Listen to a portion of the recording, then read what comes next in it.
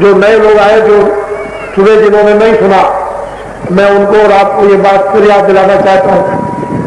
अगर समाज का सुख, समाज की शांति, देश का सुख और देश की शांति, मानवता का सुख और मानवता की शांति, मानव चरित्रों का निर्माण और मानव चरित्रों का आदर और मानव चरित्रों का सम्मान और मानव चरित्रों की कीर्ति की यदि आप लोग वास्तव में स्थापना करना चाहते हो और ये चाहते हो कि भोजन और कपड़े, अन्य शारीरिक रक्षा संबंधी वस्तुएं ये हमको उपलब्ध हों हमारे बच्चों को या मानव को, तो आप सब लोग शाकाहारी बने।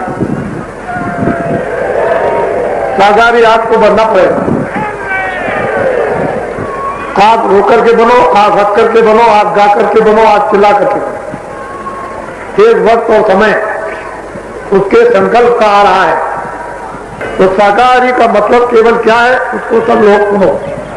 हम मानव मात्र को, जो भी इस मनुष्य शरीर इंसानी जामे में जो भी इंसान रहते हैं, उस खुदा के बनाए, भगवान के बनाए, इनमें रूहें और जीवात्माएं रहती हैं। हम उन इंसान और मनुष्यों को, सबको ये बताना चाहते हैं कि खुदा की तरफ से और पैगंबरों की तरफ से या भगवान की ओर से और सिद्धों और योगियों की ओर से कोई भी ऐसी तालीम और शिक्षा आपके लिए नहीं है कि आप बुरे काम करें। ये किसी तालीम और शिक्षा नहीं। शाकाहारी किसको कहते हैं, उसको फिर सुनो कि दूध जितना भी पी सकते हो पियो, घी जितना भी खा सकते हो खाओ, फल सूखे गीले जितने भी खा सकते हो खाओ, सब्जियां जितनी भी खा सकते हो खाओ, और अनाज जितने भी खा सकते हो 1000 बार खाओ, और कपड़े जितने भी पहन सकते हो 1 लाख कपड़े पहनो। इसको कहते हैं शाकाहार। यह है आपका शाकाहार। इससे मन बनता है, इससे बुद्धि बनती है, इससे विचार बनते हैं, इससे भाव बनता है, इससे श्रद्धा बनती है, हृदय से बनता है, हृदय में पवित्रता आती है, महात्माओं के उपदेश समझ में आते हैं। और ये शाकाहार यदि आप इसमें नहीं प्रवेश होंगे तो आप समझ लो बुद्धि भ्रष्ट हो जाएगी, मन भ्रष्ट हो जाएगा, चित्त भ्रष्ट हो जाएगा, अंतःकरण भ्रष्ट हो जाएगा, इंद्रियां भ्रष्ट हो जाएगी, आंख भ्रष्ट हो जाएगी, कान भ्रष्ट हो जाएंगे, जबान भ्रष्ट हो जाएगी। तो बोलो फिर क्या होगा?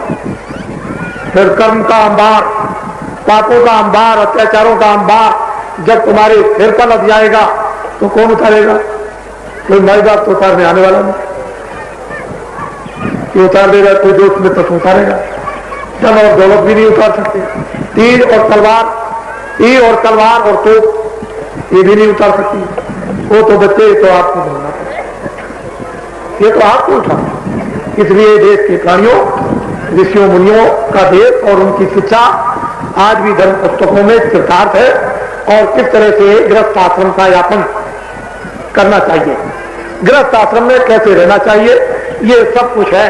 और इस समय पर गृहस्थ आश्रम में ही रहने की जरूरत और आवश्यकता है। साधु सन्यासी बनने की कोई जरूरत नहीं। यह आश्रम सर्वश्रेष्ठ है, अति उत्तम है।